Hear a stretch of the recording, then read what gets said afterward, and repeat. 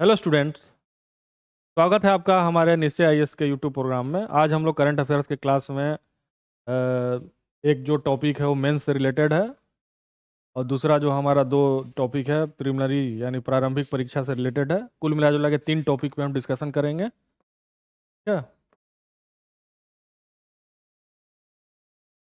तो शुरू करते हैं हम।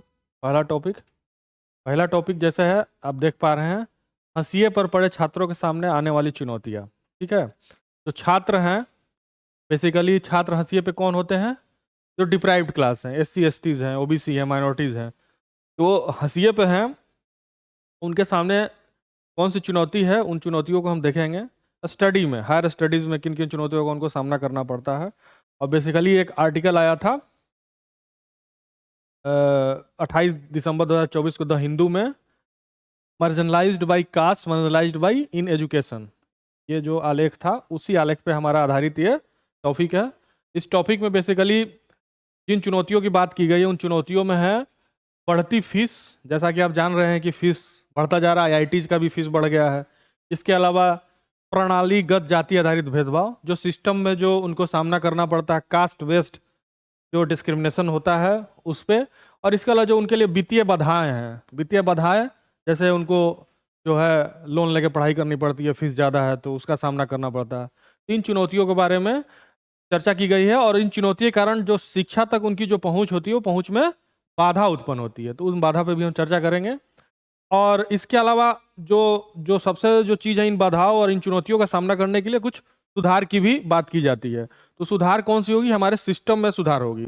प्रणाली, उसको कहा जा सकता है प्रणालीगत सुधार हो, मतलब जो सिस्टम है उस सिस्टम में क्या सुधार करे उस पर भी चर्चा हम करेंगे। तो ये हमारे जीएस पेपर 2 से संबंधित है, शासन से। ठीक है, हाशिए पर रहने वाले छात्रों के समक्ष कौन सी चुनौतियां हैं? ठीक है, जैसा कि पहला चुनौती ही बताया गया कि वित्तीय बाधा है। देखिए, हाशिए पर रहने वाले उस शिक्षा लागत से जूझते हैं। ठीक है, हाशिए पर रहने वाले मतलब बेसिकली ज़्यादा एससी और एसटी के बारे में बात हो रही है, ज़्यादा यही हाशिए पे हैं। हाशिए पर ऐसे माइनॉरिटीज़ भी हैं, ओबीसी भी कुछ हद तक हैं, कुछ हद तक महिलाएं भी हैं। इनको कमजोर समूह कहा जाता है, लेकिन बेसिकली ज़्यादा एससी एसटी के ही, और उसमें भी एसटी तो और भी हाशिए पे है। ठीक है, तो ये जो उच्च शिक्षा में जो उच्च लागत है उसका सामना करते हैं। उदाहरण के लिए, कम आय वाले पृष्ठभूमि से आने वाले छात्र अतुल कुमार ने 17,500 सीट बुकिंग के शुल्क का भुगतान करने में असमर्थता कारण अपनी आईआईटी की सीट खो दी। एक उदाहरण दिया गया है कि जो उसमें बुकिंग का जो शुल्क है आईआईटी का, आईआईटी में उसने रैंक लगाया था, ठीक है, लेकिन 17,500 रुपये उसके पास नहीं था कि वो बुक भी कर पाए। तो बुक नहीं कर पाया तो आगे कार्रवाई कैसे होगी? आगे कार्रवाई नहीं हो पाई, जिस वजह से वो अपनी योग होने के बावजूद वित्तीय असमर्थता के कारण वो एडमिशन नहीं पा पाया, प्रवेश नहीं पा पाया आईआईटी में। ठीक है, इस उदाहरण से आप समझ सकते हैं। उसी तरह बढ़ता ट्यूशन फीस, आईआईटी और आईआईएम जैसे संस्थानों की फीस में काफी वृद्धि हुई है, जिससे हाशिए पर रहने वाले मतलब एससी और एसटी समुदाय के छात्रों के लिए वित्तीय चुनौतियां और बढ़ गई है। 2016 में आईआईटी की ट्यूशन फीस 200% बढ़कर 90,000 से 3 लाख हो गई। आप देखिए अभी कितनी बड़ी बढ़ोतरी है 200% लगभग। ठीक है, उच्च ड्रॉप आउट दर, बढ़ती लागत के कारण कई छात्र अपनी शिक्षा बीच में ही छोड़ देते हैं। ठीक है, बेसिकली हम इस चीज में इनकी बात कर रहे हैं जो चुनौती आती है हायर एजुकेशन में। ठीक है, ये बात हो रही है हायर एजुकेशन की। हायर एजुकेशन मतलब 12th के बाद बीटेक करना, एमटेक करना, एमबीए करना। तो उन हायर एजुकेशन में बेसिकली जो डिप्राइव्ड क्लास है या हाशिए पर रहने वाला समुदाय है, किन चुनौतियों का सामना करता है, उन चुनौतियों के बारे में बात हो रही है। हम केवल हायर एजुकेशन की बात कर रहे हैं। ठीक है, ऐसे पूरे होल एजुकेशन में उनको सामना करना पड़ता है, लेकिन हम बात कर रहे हैं हायर एजुकेशन की। ठीक है, अब देखिए, उच्च ड्रॉप आउट दर मतलब बीच में ही अपने एजुकेशन को वित्तीय बाधा या अन्य कारणों से छोड़ देना, जिसमें सबसे बड़ी बाधा वित्तीय ही है। देखिए, बढ़ती लागत के कारण कई छात्र अपनी शिक्षा छोड़ने के लिए मजबूर है। इसमें 2017-18 के बीच अकेले आईआईटी से 2017-18 के बीच अकेले आईआईटी से 2461 छात्र बाहर हो गए। आप सोच सकते हैं, 2,500 लगभग 2,500 छात्र बाहर हो गए, मतलब छोड़ दिए उन्होंने बीच में ही। अगर वो आईआईटी की डिग्री प्राप्त करते तो कितने योग हो जाते? आप ये समझो ना कि आईआईटी का डिग्री उनको मिल जाता, मान लीजिए बीटेक या बीई का, भाई योग्य हुए होंगे या एजुकेशन निकाले होंगे, एंट्रेंस एग्जाम क्वालिफाई किए होंगे, तभी उनको आईआईटी में एडमिशन मिला होगा।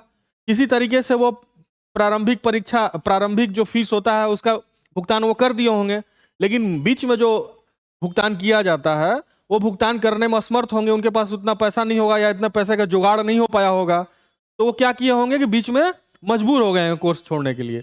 इनमें 2,500 स्टूडेंट बाहर हो गए, ठीक है, और 2,500 स्टूडेंट में ज्यादा SC ST के ही स्टूडेंट हैं, ठीक है।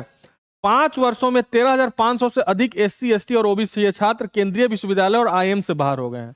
अब ये देखिए, पिछले 5 वर्षों में 13,500 लोग SC ST और OBC के छात्र जो हंसिए पे हैं सेंट्रल यूनिवर्सिटी CU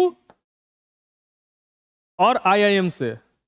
CU मतलब central universities as like TU, JNU, ठीक है, जामिया और भी सेंट्रल यूनिवर्सिटी है, अलीगढ़, BHU और भी है जो नामी सेंट्रल यूनिवर्सिटीज, यही 5-7 है और भी हैं, लेकिन उदाहरण के लिए मैं बता रहा हूं।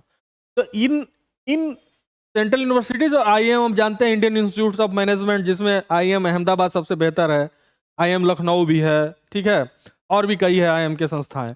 तो उन IIM संस्थाओं से 13,500 बाहर हो गए। वित्तीय बाधा इनमें सबसे बड़ी बाधा है। वित्तीय जुगाड़ नहीं होने के बाद या उसकी व्यवस्था नहीं होने के कारण वो इन 5 वर्षों में और इन पिछले 1 वर्षों में उनका ड्रॉप आउट दर बहुत ज्यादा हो गया, ठीक है।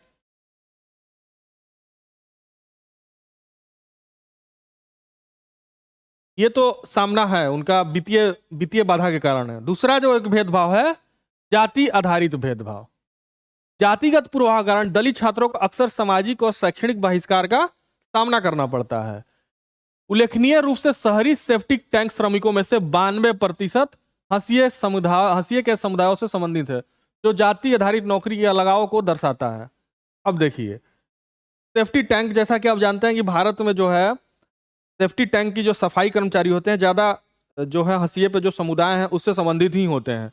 और दूसरा वो एक कारण तो वो भी है कि वो मैनुअल होता है, आज भी जो है मैनुअल सफाई होती है, ठीक है। अब विश्व इतना आगे बढ़ गया है, इतनी टेक्नोलॉजी आगे बढ़ गई है, लेकिन फिर भी सेफ्टी टैंक की सफाई मैनुअल ही होती है, उसमें घुसना पड़ता है अंदर। तो एक तरफ तो ये बता रहा है कि इस जाति के लोग जाते हैं, वो काम करने के लिए वो मजबूर हैं, चूंकि वो गरीब हैं, वित्तीय रूप से पिछड़े हुए हैं, ये कारण तो है ही है। लेकिन ये भी वो दर्शाता है कि नौकरी आधारित अलगाव, मतलब कि वो नौकरी जो है वो जाति आधारित है। मान लीजिए कि 3 नौकरियां हैं समाज में, मान लीजिए कि IAS बनना है, ठीक है। IAS वही बनता है जिनके पास वित्तीय पहुंच हो। भाई 5 लाख फीस कोचिंग का पहले कौन देगा, ठीक है। IAS है, IITs है, ठीक है, IIM है, इनमें फीस पहले तो कोचिंग का ही फीस बहुत ज्यादा है, फिर पढ़ाई की लागत है, और हिमालय पे समुदाय जो है चूंकि वो वित्तीय रूप से पिछड़ा हुआ होता है, इन पैसों की व्यवस्था नहीं कर सकता, तो इस तरह के अमानवीय कार्य करने के लिए वो मजबूर है, ठीक है। एक तो जाति आधारित हो गया, दूसरा है कि इसी जाति के लोग करेंगे, और तीसरा है कि मैनुअल होने के कारण इसकी एक समस्या ये हो जाती है कि मैनुअल होने के कारण बहुत सारे श्रमिकों की जान भी चली जाती है, ठीक है। हालांकि दिल्ली में कहीं कहीं ऑटोमेटिक व्यवस्था की गई है, मशीनों का लगाया जा रहा है, लेकिन वो मशीनों का जो इतना लगाया जा रहा है, जितना हमारी आवश्यकता है वो नाकाफी है, जितनी जरूरत है। अभी भी सेफ्टी टैंक, इसका एक और उदाहरण आप देख सकते हैं कि जो रेलवे को जो 2 बोगी जोड़ा जाता है, आप देखे होंगे, ये जो 2 बोगी जोड़ा जाता है, आज भी इसको जोड़ने का काम जो है मैनुअल होता है। इसमें एक श्रमिक या कर्मचारी की जान भी अभी चली गई थी, हाल ही में अखबार में भी आया था। तो आप देख सकते हैं ये सब काम कौन करेगा, जो वित्तीय रूप से काफी पिछड़ा होगा, फाइनेंशियली बहुत बैकवर्ड होगा, वो सोचता है कि किसी तरह व्यवस्था हो जाए काम करने की, कोई भी काम करने के लिए तैयार हो जाता है, कम से कम उसका पेट चले। ये सामाजिक भेदभाव को दिखाता है। तो भी कोई छात्र ही रहा होगा पहले जो इस तरह का काम करने के लिए मजबूर है, ये भी पहले किसी ना किसी प्रकार का छात्र ही रहा होगा, या उसकी पढ़ाई की सही व्यवस्था नहीं हो पाई। ये जातिगत भेदभाव को दर्शाता है, ठीक है। उसी तरह मानसिक स्वास्थ्य चुनौतियां, वित्तीय और सामाजिक भेदभाव का दबाव गंभीर मानसिक स्वास्थ्य समस्याओं को जन्म देता है, ठीक है। पिछले साल या पिछले वर्षों में IIT और IIM के 122 छात्रों ने आत्महत्या की, जिनमें से कई ने वित्तीय और शैक्षणिक तनाव को जिम्मेदार ठहराया। अब ये देखिए, आईआईटी और आईएम से, आईआईटी और आईएम जो दोनों जो है बहुत प्रेस्टिजियस इंस्टीट्यूट माना जाता है उस शिक्षा में, ठीक है, उस शिक्षा में उससे एक वर्ष में ही 122 छात्र आत्महत्या करते हैं। कारण क्या बताया गया? वित्तीय और शैक्षणिक दबाव। एक तो सामाजिक समस्या झेल ही रहा है, वित्तीय और शैक्षणिक दबाव भी झेल रहा है, तो इन दबाव को बर्दाश्त नहीं कर पाता, मानसिक रूप से वो इतना मजबूत भी नहीं हो पाता और आत्महत्या जैसी पहल वो कर देता है जिससे अपनी जीवन को भी वो समाप्त कर देता है। तो जीवन समाप्त हो रहा है। एक देखिए सबसे बड़ी बात है कि अगर उस समुदाय के व्यक्ति आईआईटी और आईएम में पहुंचा है पढ़ाई के लिए तो वो ह्यूमन रिसोर्स में तब्दील होने वाला है, ठीक है, ह्यूमन रिसोर्स में तब्दील होने वाला है, ह्यूमन रिसोर्स में तब्दील होने वाला है। अब जो वो कोर्स कंप्लीट करके निकलेगा, लेकिन बीच में ही अगर वो मर जाता है या आत्महत्या कर लेता है किसी कारणवश तो ह्यूमन रिसोर्स भी हमारा कम हो रहा है भारत का। एक प्रशिक्षित व्यक्ति जो कि स्किल्ड होगा, जो या तो बिजनेस में जाकर नाम करेगा या कोई ऐसा चीज इनोवेटिव चीज काम करेगा, जैसे मान लीजिए कि आपको उदाहरण हम दे के समझाते हैं कि फ्लिपकार्ट है, ठीक है, फ्लिपकार्ट फ्लिपकार्ट हमारा अमेजन की तरह, इंडिया का अमेजन समझिए, वो जैसे अमेजन पूरे विश्व में जो है ऑनलाइन रिटेल शॉप के लिए जाना जाता है, ठीक है, उसी तरह फ्लिपकार्ट भी है, ई मार्केटिंग या ई कॉमर्स इसको कहते हैं। तो फ्लिपकार्ट का जन्मदाता कौन था? आईआईटी ड्रॉप आउट है, आईआईटी ड्रॉप आउट कहते हैं, आईआईटी पास आउट है वो जिसने फ्लिपकार्ट को बनाया। तो इस तरह के इनोवेटिव आइडियाज पे भारत के लोग भी काम कर रहे हैं। और मान लीजिए कि फ्लिपकार्ट बहुत बड़ी कंपनी है, बहुत लोग को रोजगार भी। अब मान लीजिए कि फ्लिपकार्ट को उसने बनाया तो केवल वो अपने रोजगार के लिए तो नहीं बनाया ना, हजारों लाखों लोगों को भी वो रोजगार दे रहा है। तो इस तरह के इनोवेटिव आइडियाज भी यहां से जन्म लेते हैं आईआईटी और आईएम में। कुछ तो बाहर निकल जाते हैं लेकिन कुछ रुक भी रहे हैं। तो अब बाहर भी निकलते हैं तो उससे हमको डॉलर का इनकम है, फिर वही जो डॉलर वाला मैंने उस दिन बताया था कि डॉलर के इनकम का स्रोत प्रेषण है, हमारा धन प्रेषण, विश्व में सबसे ज्यादा धन प्रेषण प्राप्त करने वाला भारत है। तो उसमें जो बाहर अमेरिका में काम कर रहा है या अन्य देशों में जो काम कर रहा है, ज्यादातर आईआईटी, अगर अमेरिका का भी उदाहरण लेते हैं तो ज्यादातर आईआईटी से पास आउट हैं सब, और वहां जाते हैं ह्यूमन रिसोर्स में तब्दील होकर, अगर वो पैसा भारत को बेचते हैं तो वो भी एक हमारे लिए मददगार अर्थव्यवस्था के लिए। तो कुल मिला जुला के इतना बड़ा ह्यूमन रिसोर्स का अगर क्षति हो रहा है तो वो भारत के लिए तो नुकसानदेह ही है। ड्यू टू क्यों? वित्तीय बाधा। ड्यू टू क्यों? सोशल डिस्क्रिमिनेशन, मतलब सामाजिक भेदभाव, ठीक है। अब देखिए रोजगार की चुनौती। स्नातक होने के बाद हंसिए के छात्रों को रोजगार पाने में कठिनाइयों का सामना करना पड़ता है। 2024 में एक आरटीआई से पता चला कि 23 आईआईटी परिसरों में 38% छात्र बेरोजगार थे। ये भी एक समस्या है कि अब बच्चा जाए तो जाए कहाँ भाई? एक तो ड्रॉप आउट हो जा रहा है किसी कारणवश, अगर पास भी हो जा रहा है 38% लोगों को, और आईआईटी जैसे प्रेस्टिजियस इंस्टीट्यूट से रोजगार नहीं मिल रहा है। ये भी एक बहुत बड़ी हमारे लिए चुनौती है, ठीक है, समझ पा रहे हैं?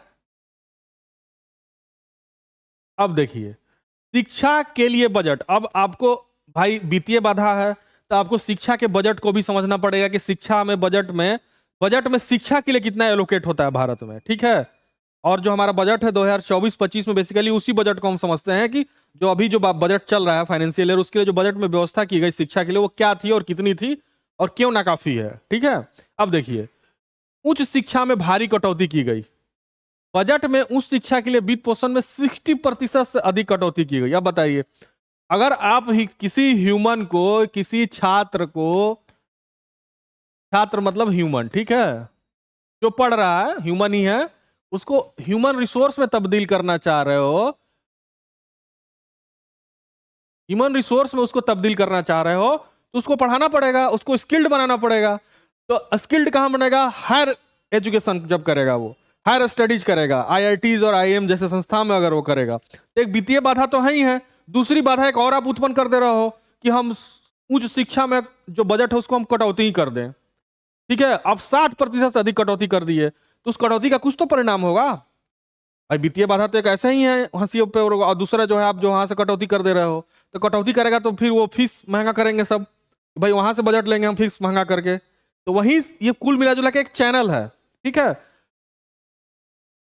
पिछले वर्ष की तुलना में इसमें 9600 करोड़ की कटौती की गई। इसका असर आईआईटी और आईएम जैसे संस्थानों पर पड़ता है, ठीक है, क्या पड़ता है आगे देखते हैं। विशिष्ट परियोजनाओं के लिए वित्त पोषण, और स्कूली शिक्षा के लिए वित्त पोषण में मामूली वृद्धि की गई। स्कूली शिक्षा में मामूली वृद्धि की गई, लेकिन उस शिक्षा में आप कटौती कर दे रहे हो 60%। लेकिन पीएम श्री स्कूल और एकलव्य मॉडल आवासीय जैसी विशिष्ट परियोजनाओं के लिए महत्वपूर्ण हिस्सा आवंटित किया गया, जिसका असर मौजूदा स्कूलों के बजट पर पड़ता है। ये नाकाफी है, ठीक है, हम बेसिकली हायर स्टडीज के लिए बात कर रहे हैं, लेकिन ये यहाँ पे बताया गया है कि शिक्षा में स्कूली लेवल के एजुकेशन में थोड़ा सा मामूली वृद्धि हुई है। शिक्षा लक्ष्यों के साथ विरोधाभास। अब देखिए, वही मैं बताना चाह रहा था कि कितना सरकार का विरोधाभास है। ह्यूमन रिसोर्स में अगर आप तब्दील करना चाह रहे हो तो आपको उस शिक्षा में कटौती नहीं करनी होगी, और ह्यूमन रिसोर्स में तब तब्दील होंगे जब बच्चे स्किल्ड होंगे, पढ़ लिख के स्किल्ड होंगे। आप कैसे ह्यूमन रिसोर्स में प्राप्त करेंगे? आपने भी ग्रेजुएशन तक ग्रहण किया शिक्षा, आप भी ग्रेजुएशन तक पढ़े हुए हो। अब मान लीजिए आप आईएएस की तैयारी कर रहे हो, आपके माँ बाप सक्षम है आपको दिल्ली भेजे हैं, आपके माँ बाप सक्षम है कि फीस भी दे देंगे, आपके माँ बाप सक्षम है कि रहने और खाने का भी दिल्ली का खर्च उठा ले रहे हैं। आप पढ़ाई कर रहे हो कि यूपीएससी मेरा निकल जाए। जब यूपीएससी निकल जाएगा तो आप ह्यूमन रिसोर्स में तब्दील हो जाओगे, क्योंकि आप क्या करोगे, कुछ प्रोडक्टिव काम करोगे। जब आप काम करोगे तो उसके लिए सरकार आपको कुछ देगी, ठीक है। तो जब देगी पैसा तो आप वो पैसे को क्या करोगे, खर्च करोगे, या तो परिवार में भेजोगे या तो अपने खर्च के लिए पूर्ति करोगे। तो जब खर्च करोगे तो फ्लो बनेगा, मतलब इकोनॉमी जो चैनल है व्यय करना और आय करना और आय व्यय का चैनल है वो चलेगा। तो उसी तरीके से जब सरकार जो है ह्यूमन रिसोर्स एक तरफ बनाना चाह रही है और दूसरी तरफ क्या कर रही है कि शिक्षा के बजट में कटौती कर रही है, उसी तरह से ये विरोधाभास है। उसी तरह से ये विरोधाभास को दूसरे टर्म में भी समझते हैं, दूसरे उदाहरण के तौर पे भी समझते हैं। देखिए ये क्या कह रहा है, बजट में कटौती भारत की शिक्षा 2023 इचियोन घोषणा। इचियोन घोषणा एक की गई थी जिसमें बताया जा रहा है शिक्षा पर एक घोषणा है जिसे 15 मई 2015 को दक्षिण कोरिया के इंचियोन में आयोजित विश्व शिक्षा मंच में अपनाया गया था। ये प्रति प्रतिबद्धता के विपरीत है। भारत सरकार ने उसके प्रति प्रतिबद्धता व्यक्त की थी, जिसमें शिक्षा के लिए सकल घरेलू उत्पाद का 4 से 6% आवंटित करने का आह्वान किया गया था। अभी कितना आवंटन है, 2.8 2.8 जो इसका आवंटन किया गया जीडीपी का। भारत एजुकेशन पे कितना खर्च करता है, एजुकेशन पर जो खर्च है जीडीपी का 2.8% है, ठीक है। और जो इसमें जो जो इचियोन घोषणा था उसमें जो लक्ष्य है 4 से 6%, मतलब मिनिमम 4 तो करना ही है, 4 से 6% का लक्ष्य है। तो इसमें कितना विरोधाभास आपको पहले ही दिख रहा है कि जब तक 4 से 6% नहीं करेंगे आप अपने लक्ष्यों को सही तरीके से प्राप्त नहीं कर पाएंगे। केवल 2 से 2.8% करने से नहीं होगा जीडीपी का, ठीक है। ये क्यों किया गया होगा, इसलिए किया गया होगा कि आपके एजुकेशन इंस्टीट्यूट के पास पर्याप्त वित्तीय व्यवस्था हो, ठीक है। जब आप इतना कर पाएंगे तो जो हायर स्टडीज या स्टडीज के लिए जो इंस्टीट्यूट है उनको आप ग्रांट दे पाओगे, ठीक है। वो लोन पे डिपेंडेंट नहीं रहेंगे। अगर आप फिर ग्रांट मिलेगा सरकार से तो वो क्या करेंगे कि पढ़ाएंगे फिर अच्छे से। जब जब जब क्या होता है कि किसी इंस्टीट्यूट के लिए जब ग्रांट की कमी हो जाती है तो बजाते हैं बैंक से लोन लेते हैं। बैंक से लोन लेंगे तो क्या होगा कि फिर शिक्षा का जो फीस है वो बढ़ाएंगे। दूसरा क्या होगा कि स्वपोषित जो है कोर्स लॉन्च करेंगे जिसका जो है फीस बढ़ा देंगे वो। तो इस तरह से क्या होगा, शिक्षा महंगाई होगी। तो महंगाई का कंट्रोल कैसे हो सकता है, जब जीडीपी में इसका रेशियो बढ़े खर्च का, ठीक है। आ रही बात।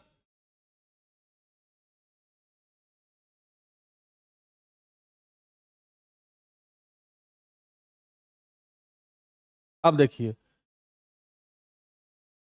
शिक्षा पर वित्तीय दबाव का क्या प्रभाव पड़ता है। मोटा मोटी मैं जो उस समय बताया उससे भी आप समझ गए होंगे, लेकिन इससे भी समझ सकते हैं। बढ़ी हुई ऋण पर निर्भरता। विश्वविद्यालय अनुदान आयोग से उच्च शिक्षा वित्त पोषण एजेंसी को वित्त पोषण पुनर्निर्देशित किया जा रहा है, जिससे अनुदान के बजाय ऋण पर निर्भरता बढ़ रही है।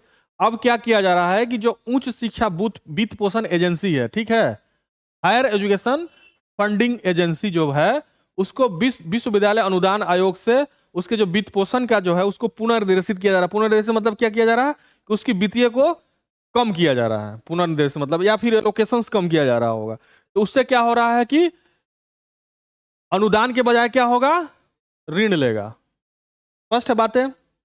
उसी तरह संस्थानों पर वित्तीय दबाव, एक कटौती कॉलेजों और विश्वविद्यालयों को अधिक स्व-वित्त पोषित, जो मैं बता रहा था, स्व-वित्त पोषित पाठ्यक्रम शुरू करने के लिए मजबूर करती है, जिससे संभवतः ट्यूशन फीस में वृद्धि हो सकती है। ठीक है, अब मान लीजिए कि कोई भी कार्य पाठ्यक्रम है, ठीक है, अगर मान लीजिए कि आईएएम है, उदाहरण के लिए आप समझिए आईएएम है, वो जो कोर्स चला रहा है, कुछ कोर्स शुरू कर देगा कि हम सेल्फ फाइनेंसिंग वाला कोर्स शुरू करेंगे। तो सेल्फ फाइनेंसिंग में क्या करेगा, वो फीस थोड़ा बढ़ा के लेगा, तो फिर एजुकेशन महंगा होगा, एजुकेशन महंगा होगा तो और दबाव में लोग आएंगे। ठीक है, हाशिए पर पड़े छात्रों पर नकारात्मक प्रभाव। अब देखिए, ये तो प्रभाव होता ही है, जो हाशिए पर छात्र उन पर और नकारात्मक प्रभाव पड़ता है। वित्त पोषण में कमी से उच्च शिक्षा तक पहुंचने में हाशिए पर पड़े समूहों के सामने आने वाली चुनौतियां बढ़ जाती है, क्योंकि उनका सकल नामांकन अनुपात पहले से ही राष्ट्रीय औसत से नीचे है, और भी घटने का डर होता है। सकल नामांकन अनुपात क्या होता है कि कुल आबादी में से कितने लोग पढ़ रहे हैं। ठीक है, वो उम्र कोई भी हो सकता है, उसमें एज बैंडिंग नहीं है। तो अभी कितना है सकल, भारत का सकल नामांकन अनुपात कितना है, 28% के आसपास है। ठीक है, और वर्ल्ड का रेशियो कितना है, 33-34 जो भी है, अभी देख लेंगे हम लोग। भारत का 28% के आसपास है, और इनका SC/ST का 25% के आसपास है। लिख लीजिए आप लोग, सकल नामांकन अनुपात भारत का 28% है और SC/ST का 25% के आसपास है। तो इनका ऑलरेडी जो है सकल राष्ट्रीय अनुपात से इनका कम है, और फिर जब अगर इनका सकल, अगर ये बीच में ड्रॉप आउट होंगे और इस वित्तीय बाधा के कारण एडमिशन नहीं लेंगे, तो सकल नामांकन अनुपात उनका और भी बढ़ेगा। ठीक है, तो ग्रॉस एनरोलमेंट रेशियो किसी भी सोसाइटी में वहां पे शिक्षा का क्या स्तर है वो बताता है। ठीक है, समझ पा रहे हैं आप। शिक्षा की समग्र गुणवत्ता पर प्रतिकूल प्रभाव, जैसा कि भारत जाना ही जाता है कि इसकी गुणवत्ता शिक्षा की, एजुकेशन की पहले से ही उतनी अच्छी नहीं है, और अगर आप वित्तीय कटौती करते हैं तो इनके समग्र गुणवत्ता पर भी असर पड़ेगा। मान लीजिए कि अगर उनको, मान लीजिए कि वित्तीय अनुदान उनके पास कम हो गया, तो उनका जो इंफ्रा है एजुकेशन के लिए, इंफ्रा में सब कुछ आ जाता है, उसमें कहीं ना कहीं वो कटौती करेंगे। इंफ्रा में हो सकता है शिक्षक की व्यवस्था, प्रोफेसर की व्यवस्था, रहने की व्यवस्था, हॉस्टल की व्यवस्था, ठीक है, प्रयोगशाला की व्यवस्था, बहुत सारी चीजें होती हैं। उन सारे इंफ्रा में वो कटौती करेंगे, उनके खर्च में कटौती करेंगे। तो पहले से ही भारत की कोई भी विश्वविद्यालय, भारत का कोई भी उच्च शिक्षण संस्थान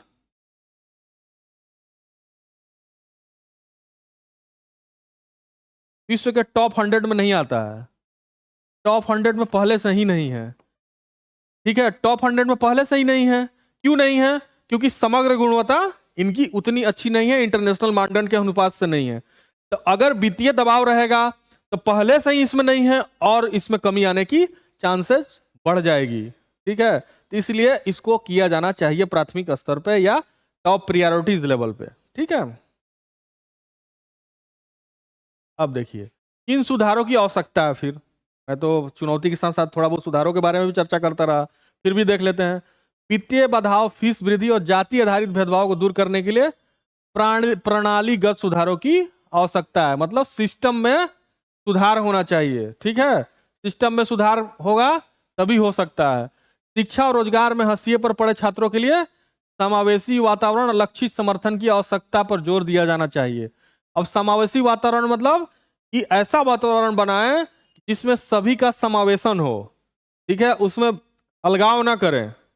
मतलब अगर उच्च शिक्षा संस्थान में जाता है व्यक्ति, कोई अगर आरक्षण से पहुंचा है तो उसको टारगेटेड नहीं किया जाना चाहिए कि ये रिजर्वेशन से जा रहा है। अब तो रिजर्वेशन से किया भी नहीं जा सकता, क्योंकि अब क्या है, 10% उच्च वर्गों के लिए भी रिजर्वेशन है।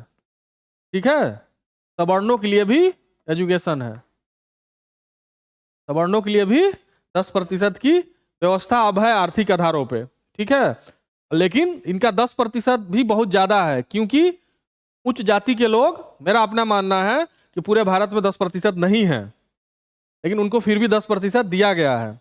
ठीक है,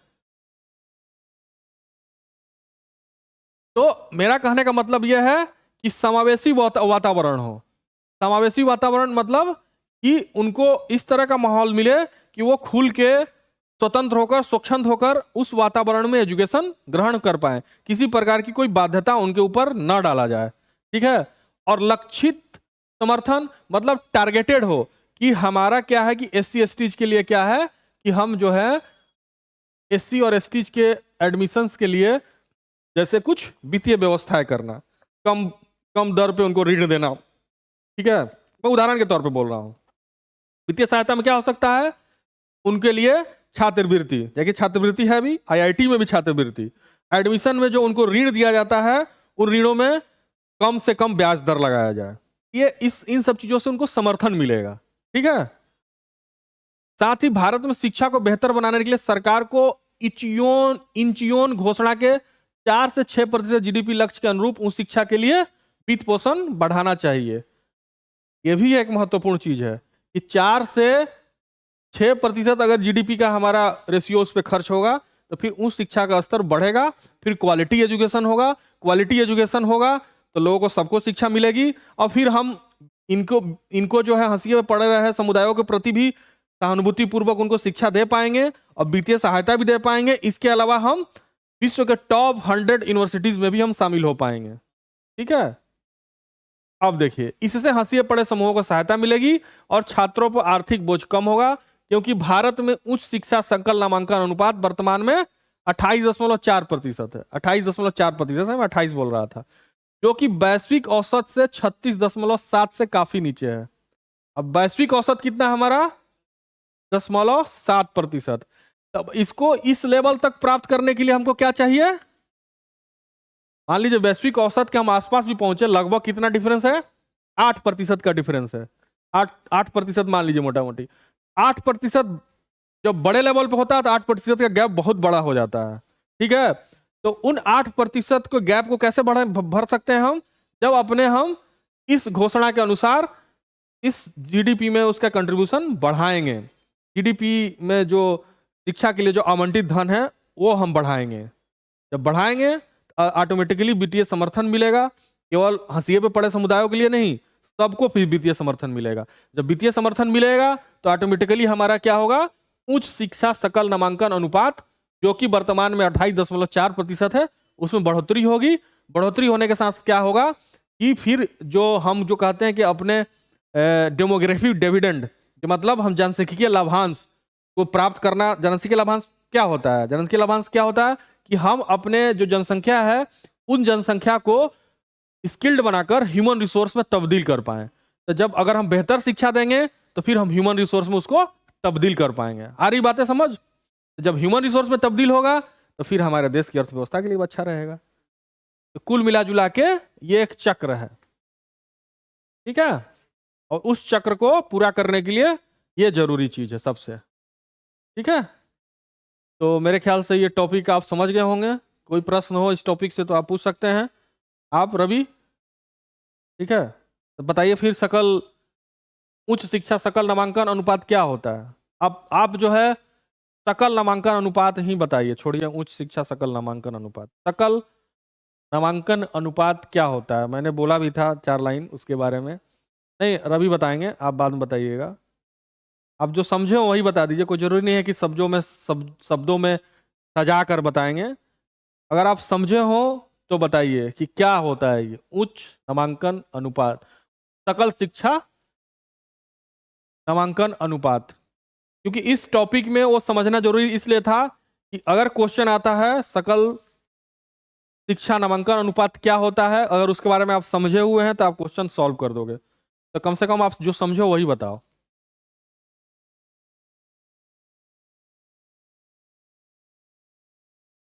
समझे आप बताओ भाई।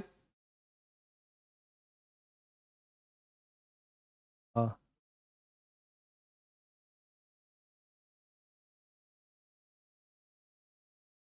ये तो फैक्ट हुआ ना, लेकिन होता क्या है आप ऐसे समझो, जनसंख्या का कितना अनुपात, मतलब जनसंख्या का कितना परसेंटेज शिक्षा ग्रहण कर रहा है, उसको आयु वर्ग में नहीं डिवाइड किया गया है कि आयु वर्ग में उसका बॉर्डर नहीं बनाया गया है।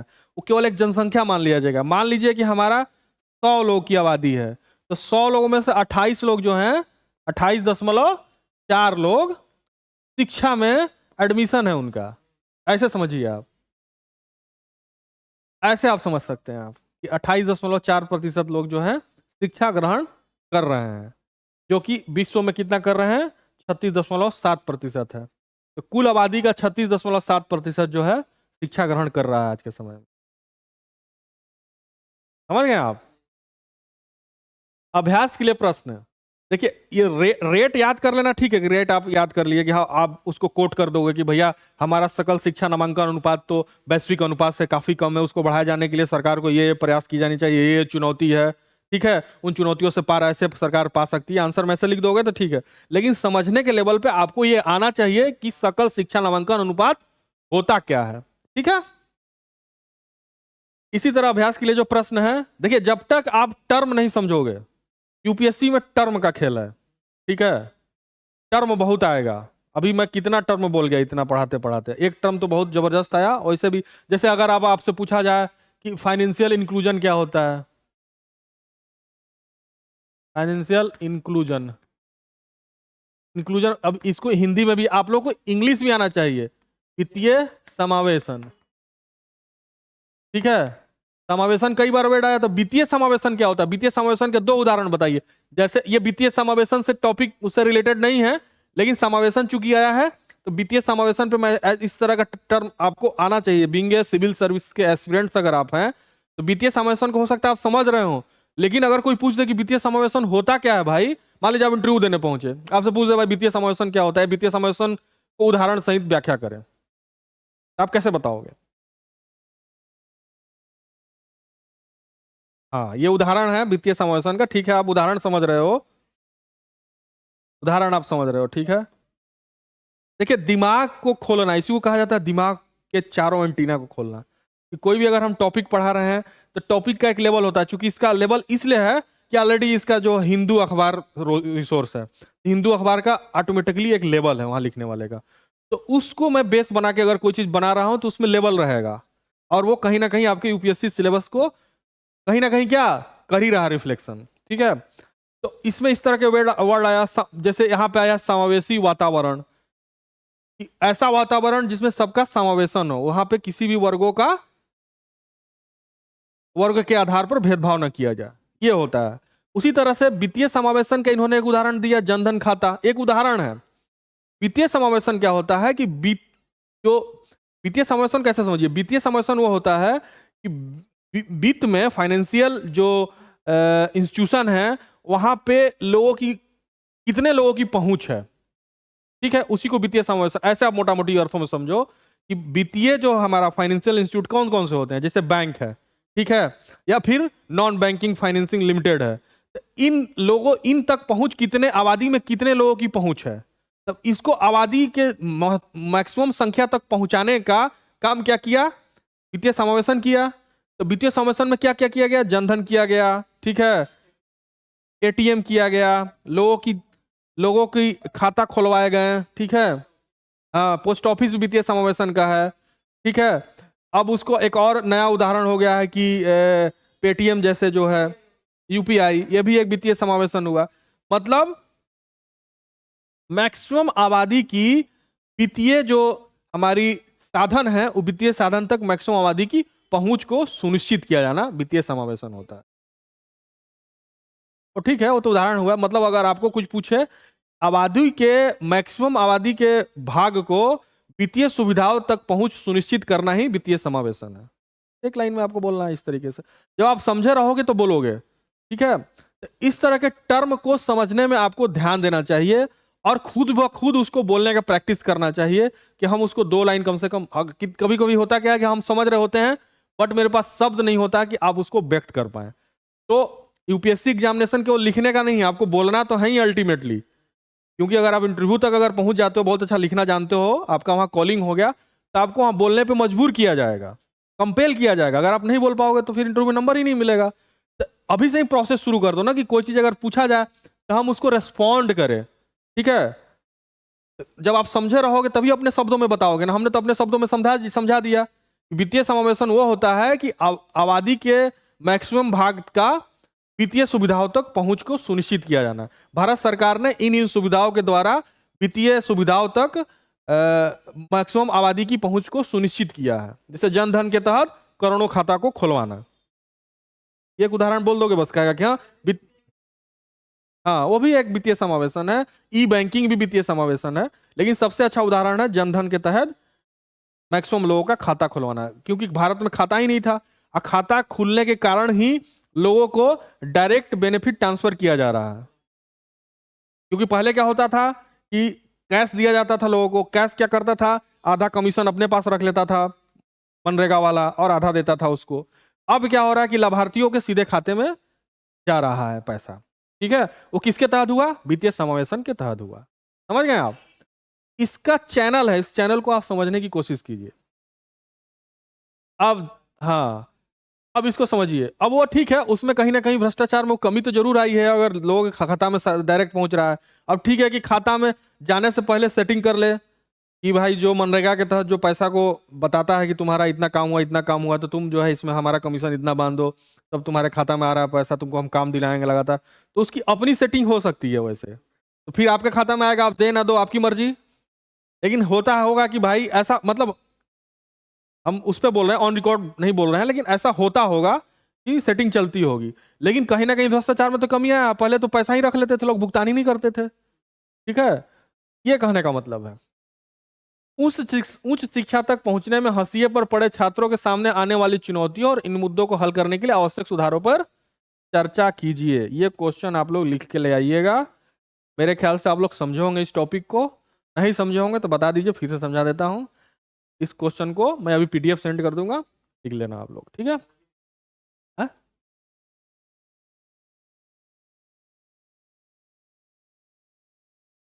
कोई नहीं, बाद में इस बारे में हम डिस्कस कर लेंगे, कोई इशू नहीं है। ठीक है, बट लिखोगे तो तुम्हारे लिए बेनिफिट रहेगा, नहीं लिखोगे ठीक ठीक, कोई इशू नहीं, कोई इशू नहीं। अब चलिए हम लोग समय को खराब किए बिना पीटी से संबंधित दो टॉपिक है उसको समझते हैं। एक है, जिसमें पहला टॉपिक है वित्तीय क्षेत्र में एआई के नैतिक उपयोग के लिए आरबीआई की समिति। आरबीआई ने क्या किया है? वित्तीय क्षेत्र में आर्टिफिशियल इंटेलिजेंस के नैतिक उपयोग के लिए एक समिति का गठन किया है। ठीक है, उस समिति का काम यह होगा कि वित्तीय क्षेत्र में एआई का प्रयोग को कैसे जो है नैतिक रूप से सुनिश्चित किया जाए, उस पर अध्ययन करेगी, फिर रिकमेंडेशन देगी। तो इसको हम लोग समझते हैं। ठीक है, तो भारतीय रिजर्व बैंक ने वित्तीय क्षेत्र में कृत्रिम बुद्धिमत्ता यानी आर्टिफिशियल इंटेलिजेंस के जिम्मेदार और नैतिक उपयोग के लिए एक समिति का गठन किया है, जिससे फ्री एआई फ्रेमवर्क, अब नोट कर लीजिए, जिसको फ्री एआई फ्रेमवर्क, ये फैक्चुअल चीज है, आता है, इसको फ्री एआई फ्रेमवर्क कहा गया। इस 8 सदस्यीय समिति की अध्यक्षता डॉक्टर पुष्पक भट्टाचार्य द्वारा की जा रही है। अभी नोट कर लीजिए कि नैतिक और जिम्मेदार उपयोग के लिए, जैसा आर्टिफिशियल इंटेलिजेंस का अगर आप नैतिक उपयोग और जिम्मेदार उपयोग करते हैं तो उसके फायदे बहुत हैं। अगर नैतिक और जिम्मेदार उपयोग नहीं करते हैं तो आर्टिफिशियल इंटेलिजेंस का जो है एडवर्स इफेक्ट हो जाएगा। एडवर्स इफेक्ट मतलब नकारात्मक प्रभाव हो सकता है। उसी नकारात्मक प्रभाव से बचने के लिए आरबीआई इसके नैतिक और जिम्मेदार उपयोग के लिए एक समिति का गठन किया है कि कैसे हम वित्तीय क्षेत्र मतलब जो खाता खोलना, लोन देना, ठीक है, ज्यादा से ज्यादा लोगों को वित्तीय समावेशन में शामिल करना, इन सब कार्यों के लिए एआई का प्रयोग कैसे किया जा सकता है रेस्पॉन्सिबल। वित्तीय क्षेत्र में तो और रेस्पॉन्सिबिलिटी की जरूरत है, क्योंकि वहां पैसा का लेन देन है। ठीक है, पैसा का लेन देन, अगर वहां एआई अगर एडवर्सली काम करने लगेगा तो पैसा कहां से कहां चला जाएगा। इसलिए वहां रेस्पॉन्सिबल और नैतिक जिम्मेदारी सुनिश्चित किया जाना नितांत आवश्यक है। ठीक है, समिति का उद्देश्य वित्तीय सेवाओं में एआई के वर्तमान उपयोग का मूल्यांकन करना, एआई का जो वर्तमान उपयोग हो रहा है उसका भी मूल्यांकन करेगी कि वो सही है कि नहीं सही है। इसके साथ जुड़े संभावित जोखिम, उसके साथ जो जोखिम है उन जोखिमों पर विचार करेगी या उसका पहचान करेगी, और एक व्यापक फ्रेमवर्क का प्रस्ताव करना है। जब इन सब चीजों पे वो विचार कर लेगी तो विचार करने के बाद एक फ्रेमवर्क बनाएगी, उस फ्रेमवर्क पे सरकार फिर काम करेगा। ठीक है, एआई के नैतिक उपयोग पर समिति के बारे में अब समझ लेते हैं हम लोग। यह समिति वित्तीय सेवाओं में एआई के वर्तमान उपयोग का मूल्यांकन करेगी, जो न केवल भारत में बल्कि वैश्विक स्तर पर भी होगा। ठीक है, समझ पा रहे हैं? शुरू में ही मैं बता दिया। यह समिति वित्तीय क्षेत्र में एआई के नियामक और पर्यवेक्षी दृष्टिकोण की समीक्षा करेगी, विशेष रूप से वैश्विक स्तर पर। नियामक मतलब कि इसको जो कंट्रोल करने का एक अथॉरिटी होना चाहिए और पर्यवेक्षण जो इसकी जांच की जानी चाहिए। ठीक है, अब क्यों कह रहा है विशेष रूप से वैश्विक स्तर पर? क्योंकि हमारा वित्तीय लेन देन केवल देश के अंदर ही नहीं होता, बाहरी भी होता है। ठीक है, वित्तीय लेन देन तो हम इसको इंटरनेशनल लेवल पे देखेंगे तभी तो हमको समझ में आएगा कि क्या इसमें दिक्कत है, क्या नहीं दिक्कत है, क्या चुनौती है, क्या इसमें जोखिम है। ठीक है, तो उन जोखिमों का क्या, उन जोखिमों को देखते हुए क्या हमारा रणनीति होनी चाहिए, किस किस प्रकार की रणनीति हम बनाएं ताकि हम उन जोखिमों का सामना कर पाए, बच पाए। तो इससे संबंधित फ्रेमवर्क तभी तो बनाएगी समिति। ठीक है, समिति एआई से जुड़ी संभावित जोखिमों की पहचान करेगी और इसके लिए एक मूल्यांकन, जोखिम घटाने और निगरानी ढांचे की सिफारिश करेगी। वही बात, एक निगरानी ढांचा होना चाहिए। या वित्तीय संस्थानों जैसे बैंक, एनबीएफसीज मतलब non banking finance companies. Fintech मतलब क्या होता है? फिनटेक जैसे Paytm, Airtel bank, Airtel post payment bank. ठीक है, या जो जो इस तरह की कंपनियां हैं, पेटीएम है, फोन पे है। ठीक है, मतलब जैसे आप समझे होंगे एडटेक, एडटेक नाम सुने होंगे आप लोग, उसी तरह फिनटेक। ये सब वर्ड जानते रहना चाहिए। फिनटेक, एडटेक मतलब जैसे बाइजूस था, अनअकैडमी था, अनअकैडमी अभी भी है, बाइजूस तो पूरा न्यूज में, उसके बारे में बताने की जरूरत नहीं है। और भी एडटेक है, मतलब एजुकेशन में टेक्नोलॉजी का प्रयोग, तो एडटेक हो गया। उसी तरह फाइनेंशियल सेक्टर में टेक्नोलॉजी का प्रयोग जब करे तो फिनटेक हो जाता है। जैसे पेटीएम में टेक्नोलॉजी का प्रयोग हो रहा है, आप जाते हो भुगतान कर देते हो थर्ड पार्टी की तरफ। पेटीएम कुछ भी नहीं है लेकिन फिर भी पेटीएम की भागीदारी है। आपका बैंक अकाउंट किस बैंक में है? मान लीजिए आपका बैंक ऑफ बड़ौदा में है, आपने वहां लिंक किया। ठीक है, और जो है उसमें जो यूपीआई बनता है वो भी यूपीआई भारत सरकार का। कौन है वो? तो क्या कहते हैं, भीम ऐप पे आप यूपीआई बनाते हो। तो उसमें भागीदारी किसकी किसकी है यूपीआई में? एक भीम ऐप की है। भीम ऐप पे आप जाके यूपीआई पहले बनाते हो, पहले यूपीआई बनाते हो ना, यूपीआई पे अपना नंबर बनाते हो तो भीम ऐप पे ही पहले बनता है। या फिर किसी ऐप पे भी जाकर बनाते हो तो रिडायरेक्ट वो भीम ऐप पे ही करता है, वहां से आपका बनता है। फिर जो है आप जो है, अब फिर आपका बैंक, जिस बैंक में आपका अकाउंट है, ये थर्ड पार्टी है। पहले दो पार्टी है ये, और तीसरी पार्टी आप चाहे फोन पे चाहे पेटीएम पे आप बनाते हो। कभी कभी तो भीम पे ही आप बना दे, उससे भी भुगतान कर सकते हो। हाँ आ गया, उसमें भी बहुत सारी चीजें आ गई हैं। तो पेटीएम या फोन पे थर्ड पार्टी हो गई, इसके पास कुछ भी नहीं है लेकिन उसने टेक्नोलॉजी को इस तरीके से वो समावेशन किया है कि आप फोन पे जाते हो, क्लिक करते हो या नंबर से या फिर बारकोड स्कैन करते हो और पट से आ जाता है, और यूपीआई पे अपना पासवर्ड डालते हो, पेमेंट हो जाता है। तो कितना सुविधा हो गया आपको। आप जाते थे एटीएम में लाइन लगते थे, पैसा कैश लाते थे, कैश उसको देते थे, वो फिर चेंज देता था। अब 10 गो रुपया भी देना है, 10 रुपया 50 पैसा भी देना था, फट से कर दिए। ठीक है, चेंज का कोई झंझट नहीं। यही कारण है यूपीआई से भुगतान करने में विश्व में सबसे ज्यादा लेन देन भारत में हो रहा है, क्योंकि आबादी इतनी बड़ी है। ठीक है, तो यहां मैं उदाहरण देके ये बताया कि ये एनबीएफसी और फिनटेक क्या है आदि के लिए अनुपालन आवश्यकताएं सुझाएगी कि फिनटेक में कैसे जो है एआई का प्रयोग हो, या फिर एनबीएफसी में किस तरह से एआई का प्रयोग हो। अभी आप बहुत सारा सुने होंगे चैट होता है। हाँ नहीं, चैट किसी भी बैंक के ऑनलाइन उस पर जाएंगे तो वहाँ एक चैट बॉक्स बना होता है ना, वहाँ एआई ही चैट करता है, कोई व्यक्ति नहीं बैठा हुआ होता है। एआई का प्रयोग पहले से होने लगा है। हाँ, जैसे एआई का प्रयोग पहले से ही होने लगा है कि आप चैट बॉक्स में, हाँ व्हाट्सएप नंबर भी उनका है कि आप उस पर भी एआई से ही उसमें चैट होता है। मैंने वही कह रहे हैं कि एआई का प्रयोग बैंक कर रही है। चैट बॉक्स हो गया, चैट बॉक्स व्हाट्सएप भी कर सकते हो, या फिर किसी बैंक के वेबसाइट पे अगर आप जाते हो या फिर आपका ई बैंकिंग करते हो तो वहाँ पे भी चैट बॉक्स होता है, वहाँ पर आप लिख सकते हो कि ये प्रॉब्लम है। इवन किसी भुगतान में प्रॉब्लम होता है आपका फिनटेक के ऐप पर, तो वहाँ पे भी एक चैट बॉक्स होता है, भुगतान संबंधित प्रॉब्लम है, क्या प्रॉब्लम है, उस प्रॉब्लम को आप वहाँ लिख सकते हो, फिर उस प्रॉब्लम का सॉर्ट आउट किया जाता है। तो वहाँ पे कोई आदमी नहीं बैठा हुआ है उसको अटेंड करने के लिए, एआई ही लगा हुआ है, एआई ही उसको जो है आगे बढ़ाता है। एआई का प्रयोग यहाँ तक हुआ, आगे कहाँ कहाँ तक प्रयोग हो सकता है इन सेगमेंट में?